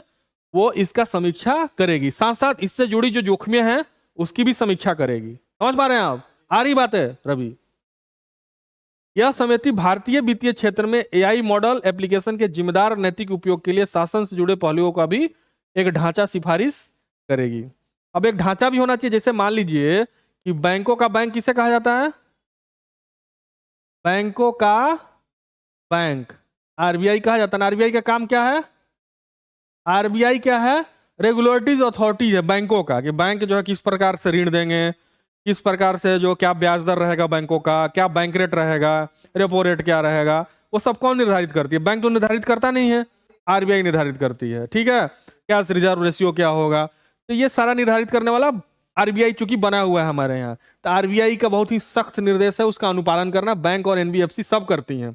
उसी तरीके से इन सेगमेंट में एआई का प्रयोग कैसे हो और एआई का जो ढांचा है उसमें एक ढांचा बने और ढांचा की निगरानी करने वाली एक नियामक ढांचा हो, उस पर भी यह विचार करेगा। समझ पा रहे हैं आप? आ रही बात है? समिति अपनी रिपोर्ट पहली बैठक के 6 महीने के भीतर प्रस्तुत करेगी। जब भी इसकी पहली बैठक हो, आज हो, कल हो, 1 महीना बाद हो, तो उसके 6 महीना बाद अपनी पहली रिपोर्ट प्रस्तुत करेगी, तो सरकार उस पर विचार करेगा। ठीक है,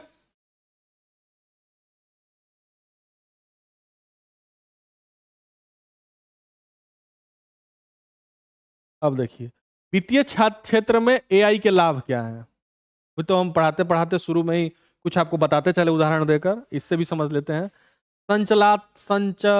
संचलात्मक दक्षता। संचलात्मक दक्षता मतलब कि जो संचालन करने में दक्ष हो जाता है चीजें। ठीक है, जैसे मान लीजिए कि एआई समय संवेदनशील और दोहराए जाने वाले कार्यों को स्वचालित कर सकता है, जिससे वित्तीय संस्थान बड़ी मात्रा में डेटा को तेजी से सटीक रूप से प्रोसेस कर सकता है। उदाहरण के लिए ऋण आवेदन प्रक्रिया। आज के डेट में जो ऋण आवेदन प्रक्रिया है, आप लोन किसी पे भी आप कीजिए, लोन अप्लाई सारा एआई करा देता है। किसी भी एनबीएफसी किसी भी के भी बैंक के उस पर वेबसाइट पे जाके कीजिए। ठीक है, आप मान लीजिए कि आप बैंक पे क्या करता है, आधार आपका मांगता है ना, आधार फिर पैन। ठीक है, तो बहुत सारा डाटा हो जाता है। फिर आपका जो है क्रेडिट रिपोर्ट। क्रेडिट रिपोर्ट क्या होता है? आपके पैन कार्ड पे कितनी लेन देन हुई है, कहीं आपने लोन लिया है, कहीं लोन का किस्त नहीं भरा है या भरा है, रेगुलर भर रहे हैं कि नहीं भर रहे हैं, उससे आपके पैन कार्ड से क्रेडिट रिपोर्ट जनरेट होता है। और सारा एआई जो है सिंक कर लेता है, एआई सारे डाटा को सिंक कर लेता है और सिंक करके आपके आवेदन प्रक्रिया को आसान बना देता है और तेजी से हो जाता है। ठीक है, जिस वजह से जो है ऑनलाइन अप्लाई भी हो जा रहा है, ऑनलाइन पैसा भी आ जा रहा है। तो एआई की भूमिका यहाँ बढ़ी हुई है, जिससे क्या हो जा रहा है कि संचलात्मक दक्षता आ रही है। अब मान लीजिए कि दिन भर में बैंक जो है मैनुअल कितना करता था, 5 फाइल अपनाया, 5 फाइल को देखा। ठीक है, पहले तो क्या किया कि भाई जब मैनुअल होता था कि 5 फाइल बनाया, अब उनका जो है पैन कार्ड लिया, आधार कार्ड लिया। ठीक है, मैनुअली। फिर क्या किया, आधार कार्ड से एड्रेस दिया, पैन कार्ड से फिर यहाँ से डाउनलोड किया क्रेडिट रिपोर्ट उस ऑनलाइन जाकर, फिर क्रेडिट रिपोर्ट का प्रिंट आउट निकाला, तब सारी फाइल एक जगह लगाया, फिर उसका देखा कि हाँ इनको लोन दिया जाना चाहिए, नहीं दिया जाना चाहिए, फिर निर्धारण होता था। अब सारा का सारा डाटा सिंक करके एआई क्या कर रहा है, वही निर्धारित कर दे रहा है कि आपको लोन दिया जाना चाहिए कि नहीं दिया जाना चाहिए। इससे क्या हो रहा है कि दिन भर में सैकड़ों हजारों फाइल का निपटारा हो जाएगा। समझ रहे हैं आप बात? आ रही बात है? बेहतर निर्णय लेना। एआई भविष्यवाणी विश्लेषणों के माध्यम से वित्तीय निर्णयों को अधिक सटीक बनाता है, जो बाजार के रुझानों को भविष्यवाणी करते हैं। उदाहरण के लिए एल्गोरिदम आधारित ट्रेडिंग। अब ट्रेडिंग में भी जैसे मान लीजिए कि शेयर बाजार है, ठीक है शेयर बाजार में जो ट्रेडिंग हो रहा है उसमें भी एल्गोरिदम पे डाटा डाल देते हैं, डाटा को सिंक करके वो बता देता है कि किसमें कितना होना चाहिए, किसमें क्या होना चाहिए, तो वहां पे भी फास्ट काम हो रहा है। उसी तरीके से ग्राहक संबंध। वित्तीय संस्थान 24/7 एआई संचालित चैटबॉट जो मैं बताया, वर्चुअल असिस्टेंट का उपयोग करके ग्राहकों के साथ बेहतर बातचीत कर सकते हैं। अब क्या है कि आपको इंतजार नहीं करना कस्टमर केयर का। ठीक है, कस्टमर केयर का आपको इंतजार नहीं करना है कि सुबह 10 से 6 ही हम कंप्लेन करेंगे। मान लीजिए कि आपका लेन देन में कोई रात को आप किए, पहले होता था रात में आप जो है, हालांकि 24/7 आ चुका था कॉल सेंटर आ चुका है, लेकिन उसमें भी कभी कॉल लगता है, कभी नहीं लगता है, कभी बोलता है कि सारे कस्टमर केयर अधिकारी बिजी हैं, सारे कस्टमर केयर अधिकारी बिजी हैं। तो अब उन सब चीजों से आपकी मुक्ति मिल गई है। आप सीधे गए चैट बॉट पे अपना कंप्लेंट डाल दिए, ठीक है, या वर्चुअल असिस्टेंट भी है, हाँ, उसमें बोलेगी क्या किस प्रकार की सहायता आपको चाहिए। तो एआई संचालित है वो, ठीक है, एआई संचालित है, जिससे आपको 24 आवर कभी भी हेल्प चाहिए वो मिल जा रहा है। कभी कभी होता क्या था कि आप रात में कॉल किए, रात में आपका जो है गलत भुगतान हो गया, या फिर कोई चीज गड़बड़ी हो गई, या फिर आपके साथ कोई फ्रॉड हो गया, तो आप तुरंत कंप्लेन नहीं कर पाते थे, लाइन लगा हुआ है। हालांकि अभी भी उसी पे लोग विश्वास करते हैं कि 24/7 किसी से बात हो जाए हमारी, किसी कस्टमर केयर अधिकारी से। इस पे विश्वास बहुत ज्यादा अभी नहीं है, लेकिन इसके बावजूद भी जो छोटा मोटा प्रॉब्लम होता है आप इस पर डाल देते हो, ये प्रॉब्लम है, उस पर तुरंत असिस्टेंट मिल जाता है आपको, ठीक है। सुधारित जोखिम प्रबंधन, पारंपरिक रूप से धोखाधड़ी की पहचान के विपरीत एआई पहले से ही धोखाधड़ी रोकने में मदद करता है। अब ये कैसे करता है तो समझना पड़ेगा, ठीक है।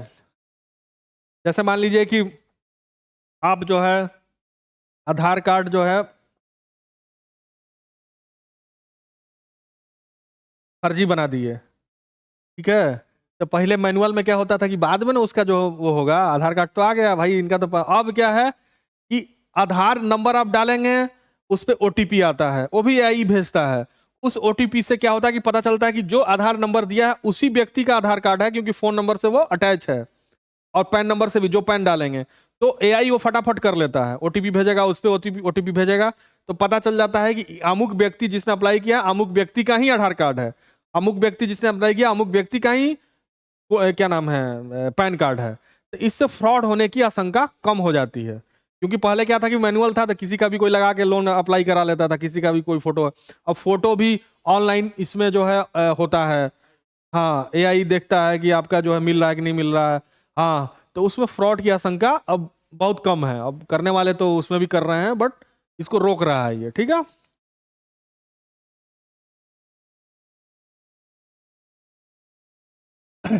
भारतीय वित्तीय क्षेत्र में एआई का उपयोग, आरबीआई की रिपोर्ट में एआई की भूमिका, अक्टूबर महीने की रिपोर्ट में भारतीय रिजर्व बैंक ने एआई की क्रांतिकारी क्षमता को मान्यता दी, ठीक है।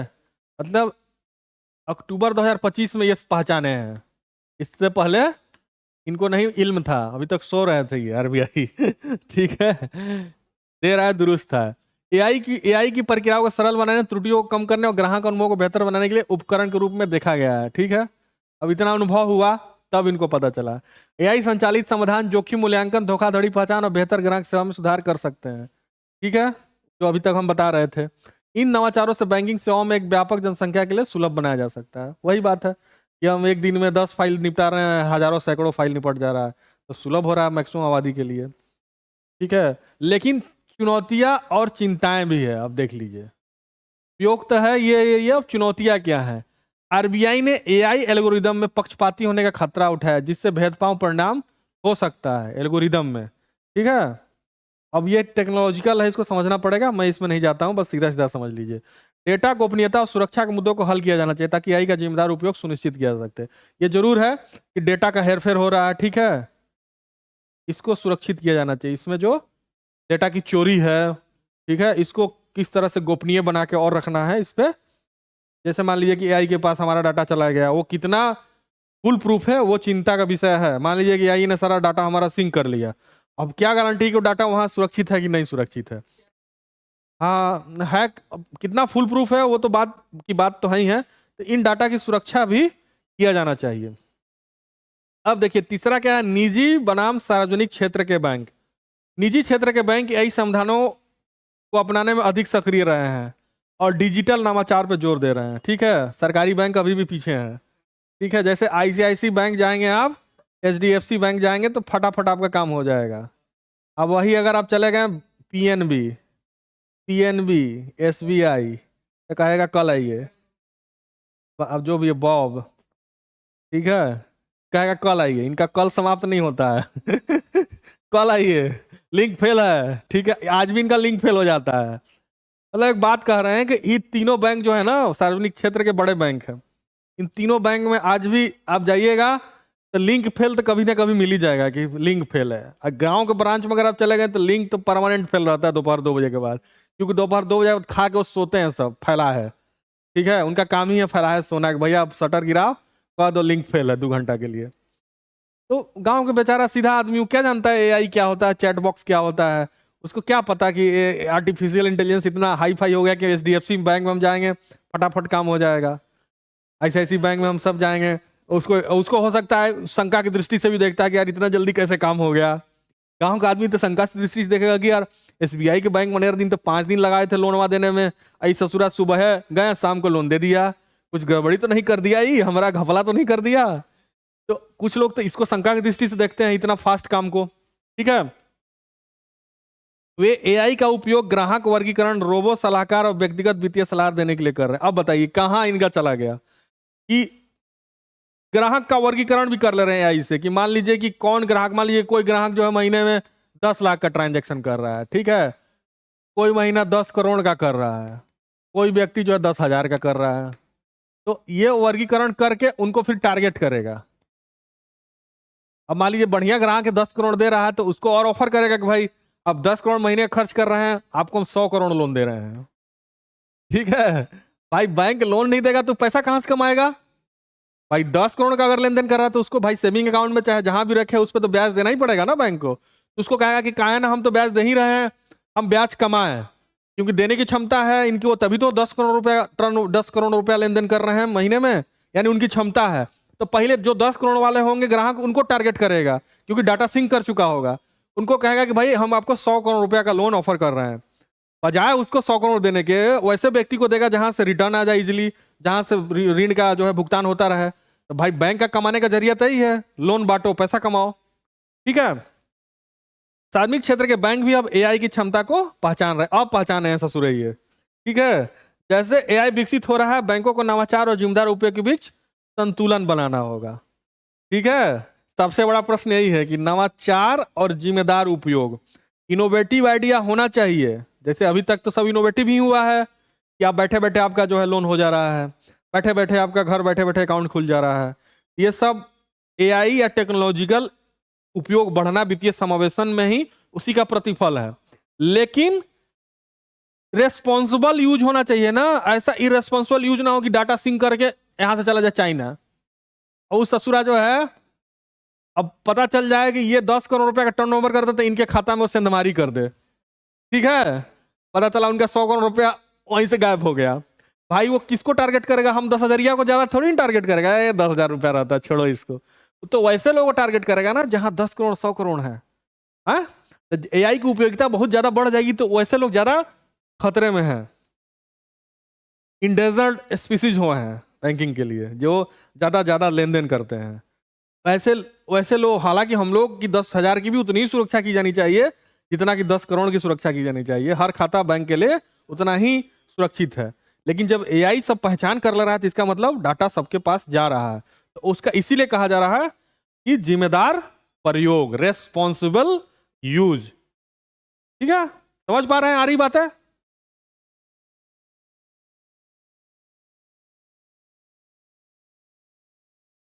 अब दूसरा जो टॉपिक है ग्रीन ऑपरेशन योजना, ये भी पीटी से संबंधित है, तो देखते हैं फटाफट।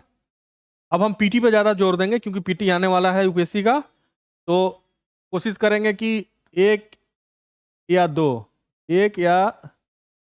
टॉपिक जो है नहीं मेंस का हो, और वो इतना ही जो है 2 या 3 पीटी का हो। संतुलन बना के चलना है।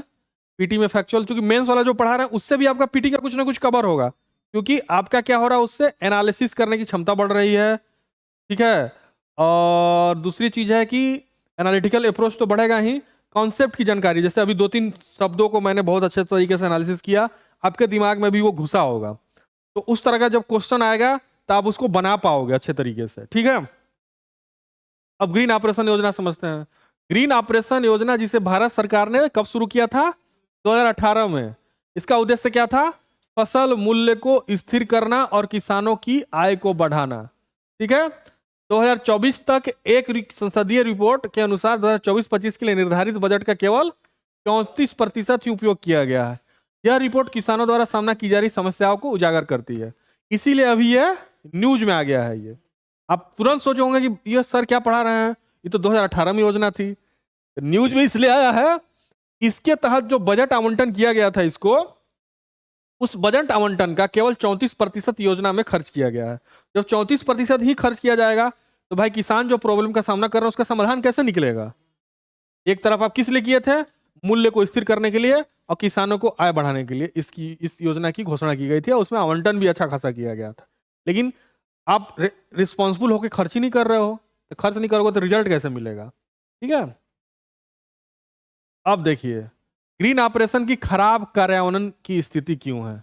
वित्तीय वर्ष 2024-25 के लिए सरकार ने इस योजना के लिए 173.40 करोड़ आवंटित किए, मतलब 173.40, मतलब 173 करोड़ 40 लाख रुपया आवंटित किया था। 11 अक्टूबर 2024 तक केवल 59.44 करोड़, मतलब 59 करोड़ 44 लाख ही 34.27 बजट का ही उपयोग हुआ है। अब सोचिए कितना फंक्शनल, कितना जो हमारी फंक्शन है उस फंक्शन की कमी को ये दर्शाता है। इसीलिए कहा जाता है कि योजना बनती है, योजना का कार्यान्वयन या फिर उसका इम्प्लीमेंटेशन अगर सही तरीके से नहीं किया जाएगा तो रिजल्ट इसी तरीके का आएगा। तो भारत सरकार की योजनाएं खराब नहीं है, योजनाओं को बनाने वाले भी खराब नहीं है, योजनाओं को लागू कराने में बहुत दिक्कत है। ठीक है, तो सिस्टम, इसीलिए कहा जाता है कि सिस्टम में सुधार की जरूरत है। इसके पहले वाले टॉपिक में आया था कि प्रणालीगत सुधार, मतलब सिस्टम में रिफॉर्म करने की जरूरत है। ठीक है, तो इसी तरह देखिए 65.73 फंड्स का उपयोग नहीं हुआ जिससे खर्च की सीमा पूरी करने पर सवाल उठा जा रहा है, इसलिए चर्चा में आ गया है ऑपरेशन ग्रीन योजना। जो चर्चा में है वो पर्चा में है, ये आप अपने दिमाग में फिट कर लीजिएगा। अगर आप 2025 का IAS दे रहे हैं तो अभी से ही जो मैं पढ़ाऊंगा उसको दिमाग में आप फिट कर लीजिए। आप लोग आना ही है, अगर मैं 4-5 टॉपिक कर रहा हूं अगर आप पूरा करेंगे तो जरूर आपको 10 क्वेश्चन में फंसा दूंगा, गारंटी है। करंट का अगर 20 क्वेश्चन पूछेगा तो हम 10 क्वेश्चन फंसाने का गारंटी लेते हैं। अगर 20 क्वेश्चन आ रहा है करंट का डायरेक्ट, इनडायरेक्ट का तो कोई बात ही नहीं है, तो 10 क्वेश्चन रहेगा अगर मैं जो पढ़ाऊंगा तो 50% भी अगर आपका क्वेश्चन हो जाएगा तो 50% का ही तो खेल ही है। 50% में ही लोग यहाँ पास हो जाते हैं, 54 में तो टॉप हो जाते हैं। ठीक है, इस योजना में 10 संचालन परियोजनाओं को 2024-25 में पूरा करने का लक्ष्य था, लेकिन 24 अक्टूबर 2024 तक केवल 3 परियोजनाएं ही पूरी हो पाई। अब बताइए कितनी बड़ी कमी है।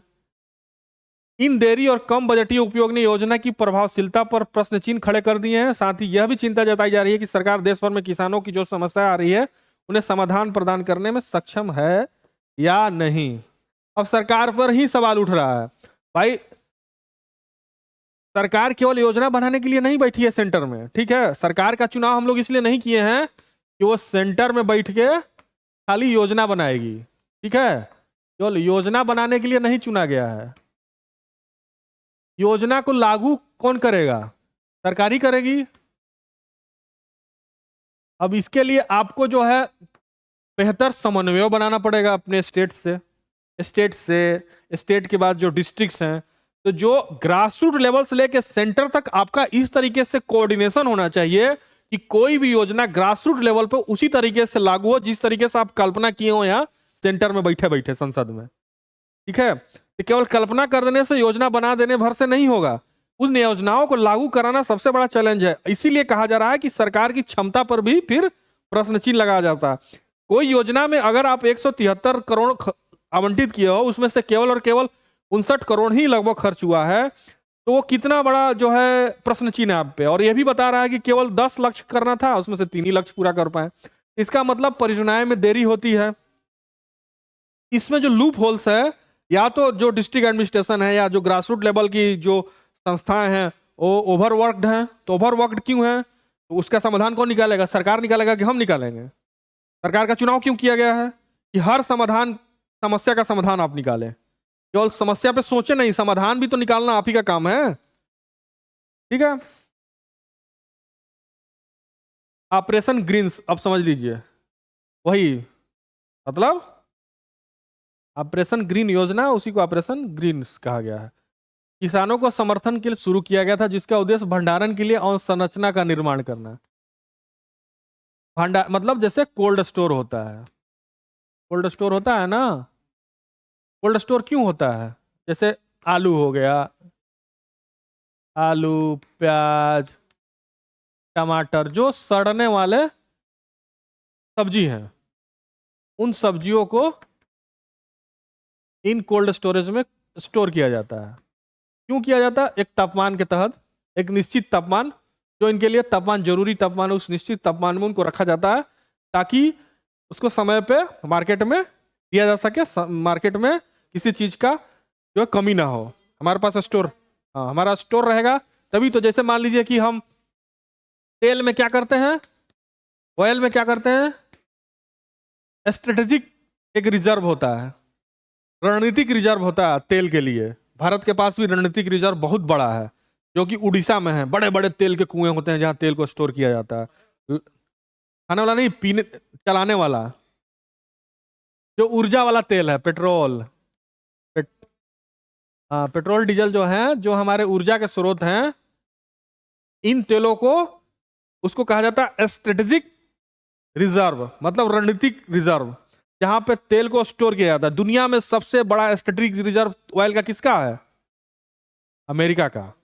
इसीलिए अमेरिका को कहा जाता है कि तेल का रिजर्व अमेरिका के पास सबसे ज्यादा। अमेरिका क्या किया है कि सबसे ज्यादा तेलवा सबसे ले लेके अपने यहाँ स्टोर कर लिया, बड़ा बड़ा स्टोर बना बना के। और इसलिए कहा जाता है कि अमेरिका के पास सबसे बड़ा तेल स्टोर है। वो जानता है कि जब तेल की कमी होगी, या जो जो जो गल्फ खाड़ी देश के जो लोग हैं, या खाड़ी देश की जो कंट्री हैं, वहां पे कमी होनी है, क्योंकि वहां का तेल का शोधन सबसे ज्यादा हो रहा है।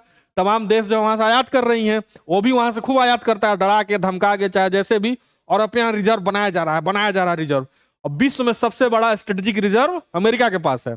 तो कुल रिजर्व भी उसके पास सबसे ज्यादा हो जाता है तेल का, मिला जुला के। वो जानता है कि जब तेल खत्म होगा लोगों के पास, तो लोग मेरे पास आएंगे, हम बार्गेनिंग करेंगे, हम खूब धन कमाएंगे। तो अमेरिका आज से 200 साल आगे की सोच के बैठ के रखा हुआ है कि अगले 200 साल में हम क्या क्या करेंगे, किस तरीके से विश्व का शोषण करेंगे, किस तरह। अब हथियार का भी व्यापार तो ऐसे ही करता है, यहाँ पे लड़ाई छिड़ा देगा, अब फिर यहाँ से हथियार का सप्लाई करेगा, फिर वहां से धन कमाएगा। तो पूरा का पूरा जितना भी युद्ध की राजनीति, हथियार की राजनीति पर डिपेंड है वो। और इसको कौन संचालित कर रहा है? अमेरिका।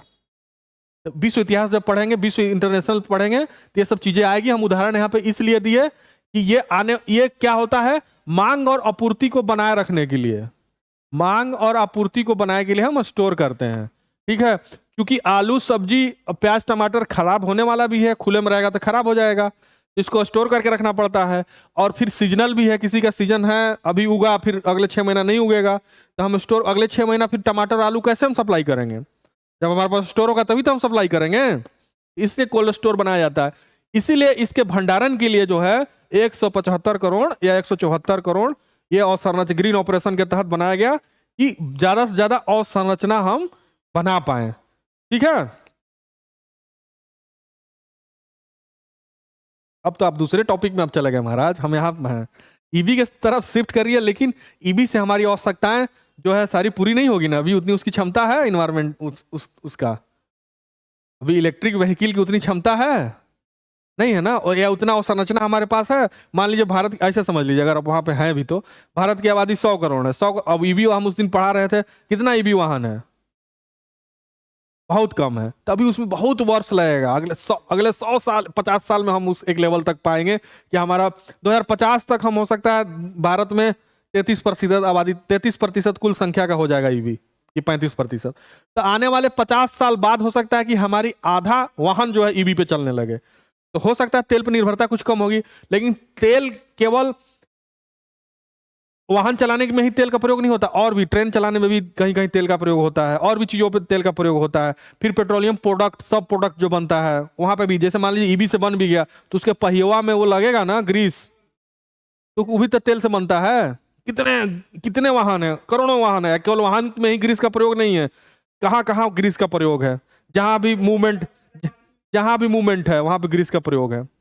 तो सब प्रोडक्ट है, तो ऊर्जा की जरूरत तेल की तो पड़ेगी ही पड़ेगी। अब ठीक है, वहां चले गए, तो हम यहां पे थे कि कोल्ड स्टोरेज के निर्माण करने पर थे, क्यों किया जा रहा है, आ रही बात? ठीक है, शुरुआत में योजना टमाटर, प्याज और आलू पर, जैसा कि मैं बताया, केंद्रित थी, लेकिन 2021-22 में से बढ़ाकर 22 जल्दी सड़ने वाली फसलों को शामिल किया गया। मतलब आलू, प्याज और टमाटर के अलावा 22 और जो अन्य फसल हैं जो जल्दी सड़ जाते हैं, उनके लिए भी अवसंरचना का निर्माण किया जाएगा।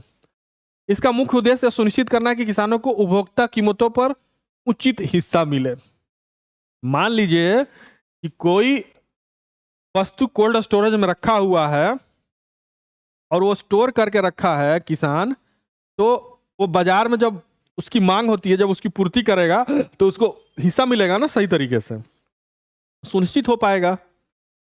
योजना की प्रभावशीलता पर निष्कर्ष, ठीक है। कीमतों में अस्थिरता और आपूर्ति की कमी जैसी समस्याएं ऑपरेशन ग्रीन योजना के सामने आ रही कठिनाई को दर्शाती है। कीमतों में अस्थिरता है, ठीक है, आपूर्ति में कमी है। अस्थिरता कैसे है भाई?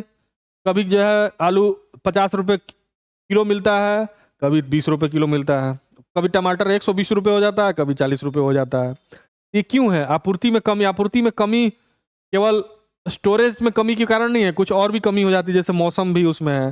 जैसे मान लीजिए कि महाराष्ट्र में प्याज होता है, बारिश महाराष्ट्र में खूब हो गई तो प्याज की आपूर्ति बाधित हो जाएगी, ठीक है। तो ये सब भी कारण है, लेकिन ऑपरेशनल में ये सब दिक्कत होता है, ठीक है। किसानों के लिए उचित कीमतों, उपभोक्ताओं के लिए सस्ती दरों के बीच संतुलन बनाए रखना निरंतर चुनौती बनी हुई है। किसानों के लिए उचित कीमत, उपभोक्ताओं के लिए सस्ती दरों के बीच संतुलन। अब भाई बताइए कि मान लीजिए कि किसान, ऐसे समझिए, किसान प्याज की खेती किया, ठीक है। प्याज की खेती करने के लिए केवल उसको प्याज का बीज ही नहीं डालना पड़ेगा, उसमें पूरा उसको निवेश करना पड़ता है। अब मान लीजिए कि प्याज, जिस साल उसने प्याज का खेती किया और उस साल जो है वर्षा हो गई, ठीक है, वर्षा हो गई, प्याज सड़ गया आधा और आधा बचा उसके पास, ठीक है। आपूर्ति फिर बाधित होगी, आपूर्ति बाधित होगी तो फिर ये सब महंगा बेचेंगे, सब महंगा बेचेंगे तो फिर उपभोक्ताओं को सस्ता में नहीं मिलेगा, ठीक है। अब मान लीजिए कि प्याज का ओवर प्रोडक्शन हो गया, जितना हमारा डिमांड है प्याज का ओवर प्रोडक्शन हो गया, ज्यादा प्रोडक्शन हो गया किसी कारणवश, तो फिर इनको जो है क्या होगा कि प्याज जाएंगे बेचने मंडी में, तो मंडी वाला कहेगा कि हम सस्ता लेंगे, ठीक है। फिर उपभोक्ता भी कहेगा कि हम यहाँ, तो इनको जो है किसान जो यहाँ पे बीच में बेचारा जो है उसको जो है फिर यहाँ पे किसान को जो उचित मूल्य नहीं मिलेगा, ओवर प्रोडक्शन हो जाएगा तो, और कम प्रोडक्शन होगा तो किसान फायदे में रहेगा, फिर उपभोक्ता घाटे में रहेगा। समझ रहे हैं? डिमांड और सप्लाई का खेल। तो कहने का मतलब कि इन दोनों में संतुलन कैसे बैठाया जाए, ये भी एक बहुत बड़ा प्रश्न है। जैसे कि समय समय पर जब ओवर प्रोडक्शन हो जाता है, सरकार क्या करती है कि प्याज का निर्यात करने लगती है कि भाई निर्यात करो, बाजार में कम होगा प्याज का आपूर्ति, भाई देश में कीमत तय होता है ना, उसने निर्यात कर दिया, ठीक है। गल्फ कंट्रीज में जैसा कि कुछ होता नहीं है, वहाँ खाली तेल के अलावा कुछ है नहीं, तो प्याज गल्फ कंट्रीज में खुद निर्यात होता है, प्याज मिर्ची ये सब खूब निर्यात होता है। तो गल्फ कंट्रीज में उसने भेज दिया, तो बाजार में क्या होगा कि मात्रा एक निश्चित मात्रा में हो गई उपलब्ध, तो फिर इनको जो है किसान को उचित कीमत पर मिलने लगा और उपभोक्ता को भी उचित मूल्य मिलने लगा। फिर क्या होता है कि मान लीजिए कि प्याज जो है आधा सड़ गया, प्याज की कमी हो गई, तो निर्यात पर देखे होंगे न्यूज में आता है कि प्याज के निर्यात पर रोक। सरकार क्यों रोक लगाती है कि जो बाजार में प्याज हो वो यहीं उपलब्ध हो, बाहर ना भेजा जाए, ताकि उचित मूल्य किसान को भी मिले और उचित मूल्य पर उपभोक्ता को भी मिले। तो ये संतुलन बनाने के लिए सरकार की रणनीति है। समझ में आया? आ रही बात? इन समस्याओं को हल करने के लिए अधिक प्रभावी उपायों और रणनीतियों की आवश्यकता है, ताकि योजना का उद्देश्य सही तरीके से पूरा किया जा सके। जो रणनीति है मैंने बता दिया, और रणनीति जितनी सटीक होगी उतना इस योजना का लाभांश जो है हमारे किसान भाइयों और हम जैसे उपभोक्ताओं को मिलेगा। कोई भी योजना जो है फुल प्रूफ नहीं होता है, उन योजनाओं में कुछ ना कुछ कमी होती है। कमी कहाँ है? इम्प्लीमेंटेशन में, और जो अवसंरचना हमारा जो है इंफ्रास्ट्रक्चर उस लेवल का नहीं है कि हम डिमांड और सप्लाई की जो चैनल है उसको सही तरीके से सुनिश्चित कर पाए। इसके अलावा और भी जो बाधाएं होती हैं, उन बाधाओं में आप मौसम संबंधी बाधा भी एक है, और इसके अलावा बिचौलिए भी हैं बीच में। इन सब बाधाओं को भी दूर किया जाना चाहिए, ताकि ये समस्या जो है समाधान निकल सके इस समस्या का। इसी के साथ ये भी टॉपिक समाप्त होता है। मेरे ख्याल से टॉपिक आप लोगों को समझ में आ गया होगा। कोई ये डाउट है, कोई प्रश्न है तो आप लोग पूछ सकते हो, बताइए। Any doubt? सरकार प्याज का निर्यात क्यों करती है? सुनिश्चित किया जा सके। कारण क्या होता है? ये तो आप किया जा सके, क्या बता रहे हैं?